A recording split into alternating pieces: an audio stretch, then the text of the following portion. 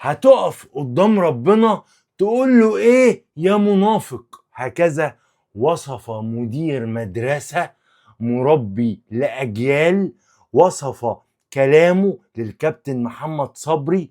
بيقول للكابتن محمد صبري رحمة الله عليه: هتقف قدام ربنا هتقول له ايه يا منافق؟ ما هو النفاق من وجهة نظر هذا الشخص اللي اسمه مظهر عاشور؟ عارف هو من وجهة نظره المريضة ان البني ادم هيتحاسب على كلامه في كرة القدم المصرية وكلامه عن الاهلي. لو كلم على الاهلي وحش فهو كده ممكن يخش النار. تخيل البني ادمين او التعصب في مصر وصل لدرجة ايه؟ مش عارف.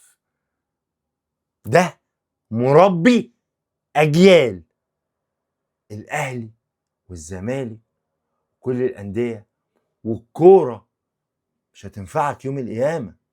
اعمالك وصلاتك هم دول اللي هينفعوك يوم القيامه. ولكن دي عند بعض الناس ساحت. لايك وشير للفيديو واشتراك في القناه وفعل زر الجرس مهم جدا.